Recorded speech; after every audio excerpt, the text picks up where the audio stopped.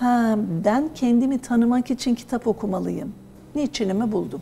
Herkesin niçini kendine göre değişebilir. Kesinlikle. Niçin okumalıyım? Ben iyi bir yere gelmek istiyorum. Bunun için. Eyvallah.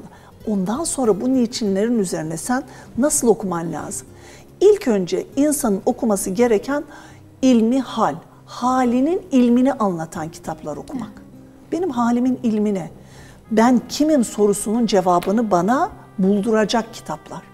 İşte bunun için siyer okuyabilirsiniz, tarih okuyabilirsiniz, belli yazarların kitaplarını okuyabilirsiniz. İlle benim kitabımı okuyun demiyorum.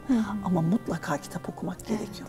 Bana doğru bilgi verecek, akaid noktasında sağlam, imani noktada sağlam yazarlar okumak. Evet. Ha, bu noktada işte tercüme eserler okumayalım mı, yabancı kitaplar okumayalım mı? Okuyalım ama mukayese etme noktasında okuyalım.